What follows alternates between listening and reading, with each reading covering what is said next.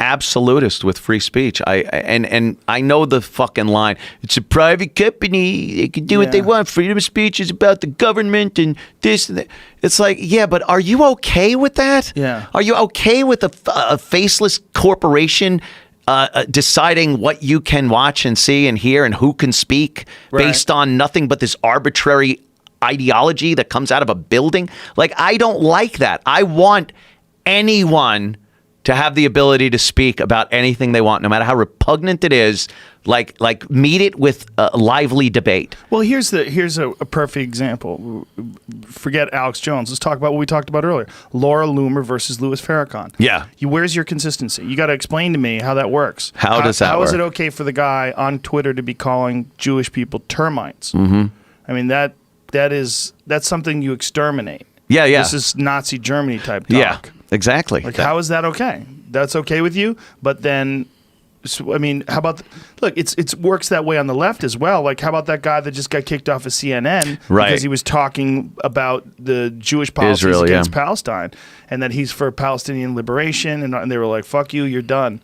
Like this decision that. Or the thought process that's involved in the decisions that they make is not based on rational thinking and objective reasoning. No, it's so arbitrary. You just don't know. It's based on which way the culture's swinging, you know, and the culture is swinging in a way that avoids any possible accusations of racism. If you think in any way, shape, or form you're going to be thought of as racist, you avoid that.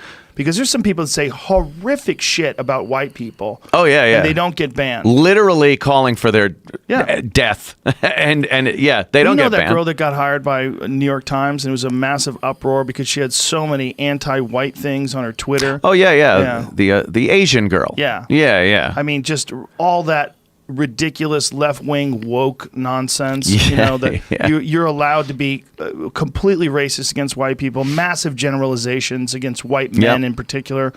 Like, it absolutely is discrimination, and it's absolutely what you're doing is you're being prejudiced, but you're being prejudiced with a stamp. Well, you've got a stamp of approval. You're allowed to be. Yeah, you're allowed to be. And I love the just rules that are made up that are ridiculous. It's like, you're a racist. I can't be a racist. Right. I'm this or that, or that. I can't be sexist. I can't be this. It's like, who's making these fucking rules up? Exactly. And how come I am not privy to any of them? Of course. I can't call on any of these rules. The beautiful thing about that is that hypocrisy will eventually bite them in their ass. And people who are rational, who listen to the argument against it, and say, oh, you absolutely can be sexist against men. You absolutely can. Of course. And you are. A lot of feminists are 100% sexist against men. There's this feminist that I follow. Her fucking Twitter picture, the image, the big one, the banner one, says, trust no man.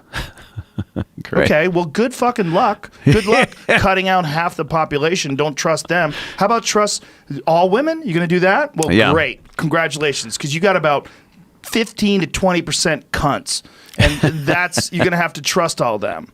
Good luck. Good luck. You got 80, 85, 90% maybe good gals. Yeah. And you're polluted. Well, you've got a polluted population, just like men. There's a polluted population of men. There's a polluted population of women. If you thought that you were going to get pure drinking water without dropping in those purification tablets, you're going to get giardia. There's some shit in there. Yeah. You're going to get sick. There's no 100% on any of that. So when we saw the whole believe all women thing that happened during the Kavanaugh hearings and whatnot. I didn't do that bit the other night, did I? No. I'll tell you to you off air. Oh, okay. I'll tell you something off air that's... it's crazy. Like, the idea that anyone would say believe all women is as mental as saying believe no women. Exactly. It's the same stupid thing, because there's going to be assholes, there's going to be pieces of shit.